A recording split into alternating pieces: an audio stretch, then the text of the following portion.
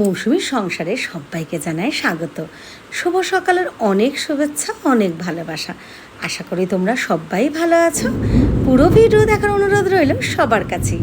ভালো লাগলে একটা লাইক, একটা কমেন্ট আর একটা শেয়ার করে দেবেন। তো আপনারা কিন্তু এই ব্লগটা দেখছেন সোমবারের।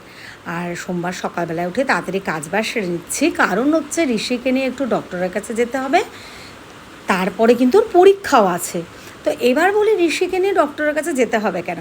আসলে দুদিন ধরে না ওর কানটা ব্যথা করছে। তো আমি আমাদের রঞ্জিতদার কথা তো সবাই শোনে, রঞ্জিতদা খুব ভালো, আমাদের শ্যুটও হয়। তো রঞ্জিতদার ওষুধ খাচ্ছিল, কিন্তু না সেদিনকে যেতে পারিনি বলে, কিন্তু আমার না আর ধৈর্য হলো না। তাই জন্য আমি আমাদের নববারাকপুর পৌরসভায় ওকে ডক্টরের কাছে নিয়ে যাব। যদিও আমি নিয়ে যাইনি, যাব করে আমার এক পরিচিতি পেয়ে গেলাম, তো তাকে দিয়ে আমি পাঠিয়ে দিয়েছি। যাই হোক, তো ডক্টর বললো ভয়ের কিছু নেই, কিন্তু কানটা দিয়ে না জল পড়ছে, কোনো বাজে যে দুর্গন্ধ ওরকম কিন্তু ব্যাপার নেই। তো যাক গিয়ে ঘরে তো সেরকম কদিন ধরেই বলছি যে একটু বাজারগুলো আনতে হবে, আনা হচ্ছে না। তাই জন্য না যে সেদ্ধ ভাত ডাল ভাত ওরকম খাবো তাও ঠিকঠাক হচ্ছে না। যেটুকু ছিল ঘরে খাচ্ছি, আর ডিমও নেই, সেদিনকে কটা আনা হচ্ছিলো আবার শেষ হয়ে গেছে। তো যাক গিয়ে আমরা, ঋষি পরীক্ষা দিতে গেছে আজকে সকালবেলা, ওকে তো কিছু খাইয়ে পাঠাতে পারিনি, কারণ যেহেতু অনেক সকালে বেরিয়ে গেছে ডাক্তারের জন্য, 8:30 পৌনে 9টা আসবে, তো পরীক্ষা দিয়ে একেবারে। তো আমরা বিরিয়ানি নিয়ে এসেছি, দুপুরে কিন্তু বিরিয়ানিই খেয়েছি। আর একটা জিনিস শেয়ার করি, দেখুন এই যে জলে ঝাপটায়, মানে পেছনে যে বেড়ার রান্নাঘরটা ছিল, আসলে ওটা না আপনাদের সাথে শেয়ার করব, যারা নতুন আছেন সে পরিস্থিতিও নেই, ঘরটা এমন অবস্থা, তাই জন্য আর দেখাই না। তবে বলে দিচ্ছি, পেছনে একটা রান্নাঘরের মতো ছিল, পুরো ভেঙে চুড়ে গেছে। তো ওখানটা না এই বাসনগুলো একটা তাক ছিল, রাখতাম, সব ঝুল ধুল পরে একাকার হয়ে গেছে। তো ওই জন্য ওগুলোকে আবার সব মেজে ধুয়ে ভাবলাম যে না, ওই ঘরটার মধ্যে আর কিছু রাখা যাবে না, ব্যবহার করা যাবে না। জানেন তো এই শোকেসটা বড়, এটার মধ্যে আগে ঋষির প্রাইস জামা কাপড় এরম ছিল। তারপরে যখন আমি মানে জামা কাপড়, আমি কিন্তু চুড়িদার, পাটিয়ালা, পালাজো এগুলো বানাতে পারি, কাটিংটা শিখেছিলাম, কিন্তু না শেপটা ঠিকঠাক ভয় পাই, মানে কারো জিনিসটা খারাপ বানিয়ে দেবো। অনেক বছর কিন্তু চুড়িদার সেলাইও করেছি, হ্যাঁ এক ভাই কেটে দিয়ে যেত, আমি কিন্তু সেলাইটা করতাম, তাতেও 2 টাকা হতো। আর সবাই যারা আমার পরিচিত আছেন, যারা ভিডিও দেখবেন আমার ফেসবুক প্রোফাইল মৌসুমী বড়াল ঘোষে দেবো, তো তারাও অনেকেই কিন্তু জানেন আমার হাতের পাড়পিকো, পাটিয়ালা, পালাজো, চুড়িদার এগুলোও কিন্তু পরেছেন, সবাই খুব প্রশংসাও করতেন। কোনো দিনও সত্যি কথা একটা শুনিনি এরকম যে খারাপ সেলাই হয়েছে বা খারাপ কিছু। আমি এটা একদম ভিডিওতেই বলছি, আমার নববারাকপুরে অনেক মানুষ আছো। আর মানে পাটিয়ালাটা তো পুরো বিরাটি থেকে মধ্যমগ্রাম পর্যন্ত অনেক মানুষ পড়েছ, একজন 2-3টে করেও বানিয়ে দিয়েছো। ওটা কিন্তু আমি নিজে কেটে নিজে বানাতাম।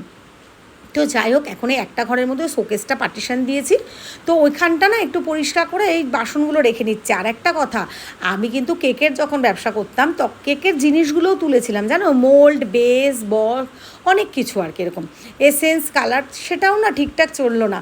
তাই জন্য বলছি, মৌসুমিদি কিন্তু কোনোদিনও থেমে থাকিনি, কিছু না কিছু করেছে বিয়ের পর থেকে। আগে সেলাই করেছি, তারপরে কেকের ব্যবসা, তারপরে এখন কিন্তু তোমাদের আশীর্বাদে ফেসবুকে চাকরি করছি আমি, তাই তো?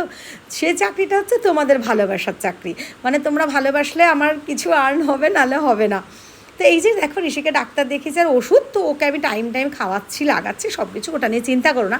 এইবার বলি, কদিন ধরে না, হ্যাঁ 2বার পেমেন্ট পেয়ে গেছে তোমাদের ভালোবাসায়, কিন্তু এটা সত্যি ফেসবুকের কিন্তু স্থায়িত্বটা কম। মানে ধরো একটা চাকরি করলে তুমি মাসে যে এটা সিদ্ধান্ত শিওর পাবে, ফেসবুক কিন্তু সেইটা হয় না। যেমন আমি 2বার যা হোক কিছু পেয়েছি তোমাদের ভালোবাসায়, কিন্তু এখন যে পোস্টগুলো করছি, দেখো লাইক কমেন্ট সেরকম কিছুই হচ্ছে না। তবে হ্যাঁ, আবার দেখছি একজন ভাই না দাদা আমি জানি না, বাপ্পা সমারদার নামে, উনি কিন্তু অনেক পোস্ট শেয়ার করছে, আরও 2-1 করছে, 1-2 তো মাঝে, ওগুলো আমি ঠিকঠাক বুঝে উঠতে পারছি না। তো আমি একটু ফেসবুক লাইভে যাব বলে একটু সাজুগুজু করে নিচ্ছি। তো আমাকে কেমন লাগছে বলো? আর কালকে ফেসবুক লাইভটা বেশ ভালোই ছিল, কিন্তু একজনের সে মেয়ের সম্পর্কে একটা কথা বলেছে, পরে একটু খারাপ লেগেছে। তো তোমরা আবার অনেকে সান্ত্বনা দিয়েছো, অনেকে ভালোবাসা দিয়েছো। তো আবার আস্তে আস্তে আমাদের লাইভটা কিন্তু বেশ ভালোই হয়েছে। আমিও, তোমরা যারা লাইভে আসো, আমি তোমাদের পেয়ে ধন্য। তবে হ্যাঁ, এইখানটা কী হয়, অনেকে না আমার ফেসবুক প্রোফাইলে থাকে না, মানে কমেন্টও করে না, আমি জানিও না ফলো করেছে কিনা, কিন্তু এসে এত কমেন্ট করে, মানে তাদের নিজে, আমার যারা ভালোবাসে তাদের দিকে ধ্যান থেকে ওদের কমেন্টগুলো বেশি পড়তে হয়। তো এটা আমার ব্যক্তিগতভাবে একটু খারাপ লাগে। হ্যাঁ, সবাই আসো কমেন্ট করো, কিন্তু তোমরা তো ফলোও করোনি, কোনো পোস্টেও থাকো না। যারা পোস্টে কমেন্ট করো আমি কিন্তু তাদেরকে দেখি, বুঝতে পারি। তো এরকম একটা ব্যাপার থাকে, যাক গে তবু যারা কমেন্ট করো আমাকে ভালোবাসো তাদের আমি চিনে গেছি, তো সেইভাবে তো তাদের সাথে খুব মজাভাবেই গল্প করি, এটা বেশ ভালো লাগে। তবে হ্যাঁ, যেটা বলছিলাম, এখন কিন্তু ফেসবুকে একদমই আমার পোস্টগুলো লাইক কমেন্ট শেয়ার হচ্ছে না, ভিউজ হচ্ছে না, কোনো কারণ হতে পারে। আর একটা কথা দেখো, পেজটা তো বা প্রোফাইলটা ঋষির, আমার মেয়ের, সবারটা চালাই। মেয়ে এখন এত বৃষ্টি জানো তো, আজকে যে আমি ভয়েস দিচ্ছি এখন বেশ বেলা হয়ে গেছে, কিন্তু মানে প্রায় 1টা বাজতে যায়, পৌনে একটা এখনও প্রচুর বৃষ্টি হচ্ছে, কিন্তু হয়তো বৃষ্টির আওয়াজ পাচ্ছ, যদিও আমি দালান ঘরটা এসে গেছি।